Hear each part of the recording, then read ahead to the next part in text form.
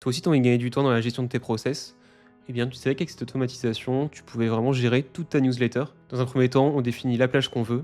Donc, quand est-ce qu'on veut activer cette automatisation, si on veut une newsletter hebdomadaire, mensuelle ou journalière. Ensuite, on va récupérer toutes les newsletters, donc les newsletters qui correspondent à un label. Donc, pour ça, on va faire en sorte d'automatiser toutes nos newsletters pour qu'elles atterrissent dans un label précis. Et pour chacune de ces newsletters, on va les faire passer dans une boucle pour lesquelles on va récupérer toutes les informations importantes. Ces informations importantes vont être ensuite envoyées dans une base Airtable. Et ensuite, une fois que toutes ces newsletters sont passées dans la boucle, on va pouvoir générer notre newsletter. Donc, on va récupérer tous les résumés qu'on a de nos newsletters initiales et on va faire en sorte de les rephraser et de les réécrire à notre sauce. Donc pour chacun de nos paragraphes, on va les faire passer dans une boucle parce que pour chacun de ces paragraphes, on veut générer une image qui correspond à ce paragraphe et le but c'est de le mettre en avant et d'avoir une image qui est une corrélation avec ce paragraphe.